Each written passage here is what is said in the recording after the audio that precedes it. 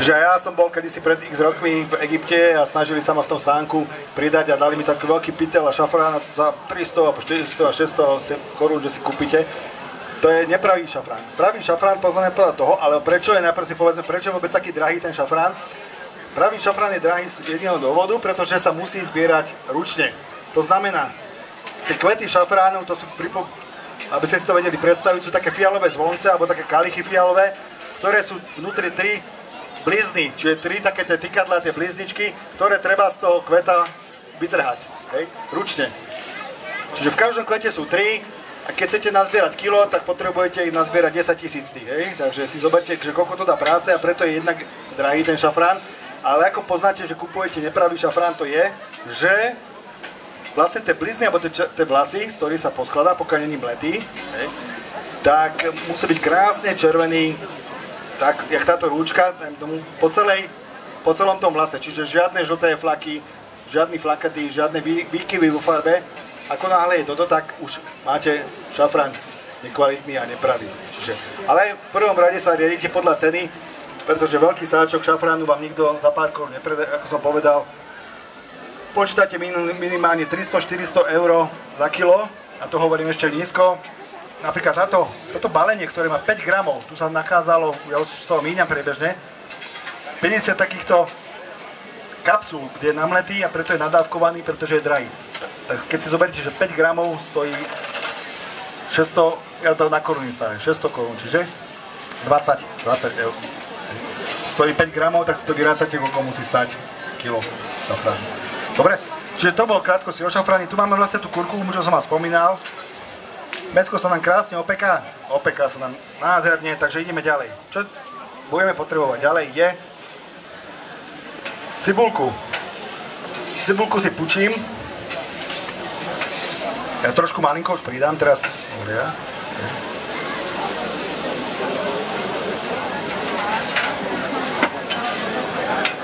Pridáme cibulu. Ty sa najviac narobíš dneska. Potrebuješ vymeniť? Doma varíš? Čo to znamená občas? Lebo o mne občas znamená každý deň. Ja si musím pracovať domov, totiž to, hej. Báne v horúcej tekutine necháme namočiť alebo rozpustiť, alebo ho do tej horúcej tekutiny dávame. Či je to olej, víno, vývar, čokoľvek, ale nemalo by to byť na sucho. Vždycky musí ísť do horúcej tekutiny. Teraz tu vyzerám ako nejaký drogový dealer, však? No. Dobre. Čiže stačí nám také množstvo. Teraz je čas, už môžeme malinko aj posoliť, pokoreniť. Mám tu morskú sol, fleur de sel. Fleur de sel, čiže v preklade kvet mora alebo kvet soli, to znamená z toho dôvodu, že on vlastne, tá sol tvorí ako keby nad morom alebo nad tou hladinou, kde sa pestuje, kde vlastne ju zbierajú také solné kvety. Oni na tých skalách a pri tom mori vlastne nad hladinu toho mora a on zbiera sa ručne. Čiže on sa tvorí nad morom, čiže nemusí sa pracne nejak upravovať a dehydrovať z mora alebo nejakým spôsobom ďalej, ale krásne sa pozbiera. Čiže ako náhle nám to zovrie, tak tam pridáme drvené paradajky a ja medzi tým začnem restovať kalamáre extra, začneme už vkladať tie jednotlivé veci vlastne do toho samotného jedla. Dobre. Nadýšiel čas na otázku ďalšiu, poradí tretiu. Kto bude vedieť mi zopakovať, doteraz čo sme tu v tej pamäti spravili, celé od začiatku až do konca. A ty si kúka, ty to máš nahraté, ty už tu telefón už tu prehrávaš, to už vidím. Ale trúfaš si povedať, jak do tento moment, čo tu všetko máme, akom postupe to tam išlo? Kto si trúfa? Však to prehraj, nie, teda sakra. Čo, prečítať? Ty si to zapisoval?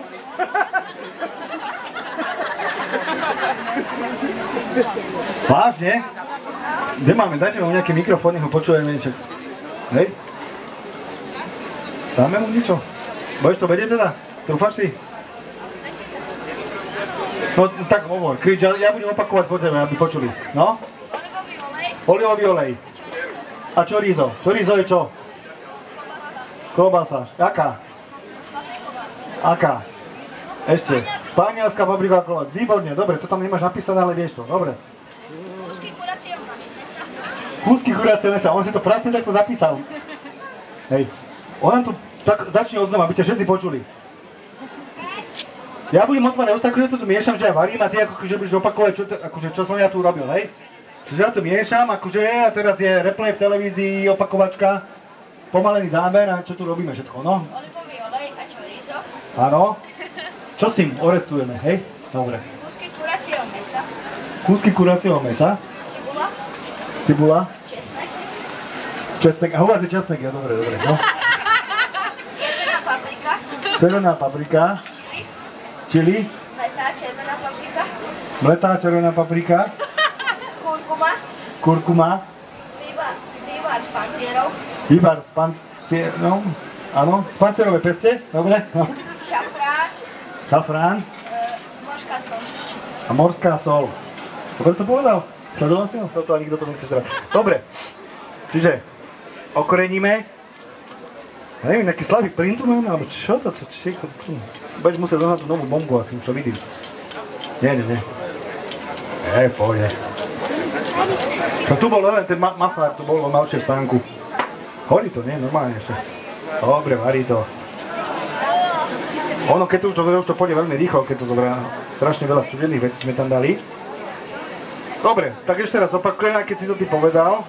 Dostali sme sa do fáze, kde na olivovom oleji sme orestovali chorizo, španielsku klobásu, ktorú sme vybrali, hodili sme tam kuracie mäso, orestovali a pridali sme tam cibulu, červenú papriku, cesnak, čili.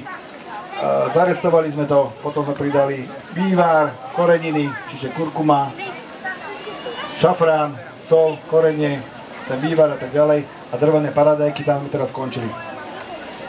Teraz počkáme, kým nám to zavrie, pridáme tam zelené fazulky. A ja medzi tým vlastne toho kalamára, alebo tie tuby kalamárov, ktoré som nakryl na kolieska, to znamená, to vyzerá takto, že by si verili čerstvé tuby, nie zubné pasty, tu nejaké tuby. To by sme neuvarili.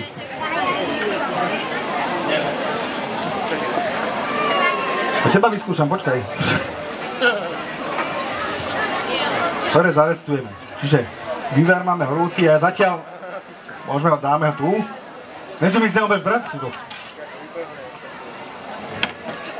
Rozpálime pamäť, začína to voňať?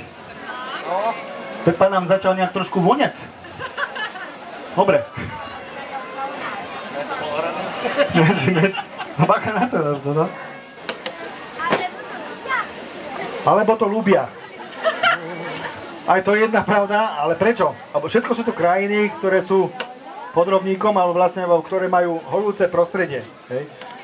A do jedál pridávajú čili a zázvor a tieto pikantné veci z jediného dôvodu, a to je pre lepšie trávenie. Čili vám vlastne prekrví žalúdok, tým, že je to pikantné, vám navodí tú voň a rýchlejšie spracováva potravu. Čiže aj v Egypte, v tých horúcich Mexikách, v horúcich prostrediach, kde je, tak aby sa vám neskazila tá potrava v tom horúcom prostredí, tak oni to čili pridávajú, aby naštartovali sa tie chute, všetko sa vám prekrví a rýchlejšie sa spracuje tá potravina aj pri horúcom prostredí. Čiže nemáte pocit nevoľnosti, cítite sa zdravo, sviežo a tak ďalej. Ešte 3 pečenky dáme potom. 3 čoho? 3? Dobre, aj. Na cigánske. Dobre.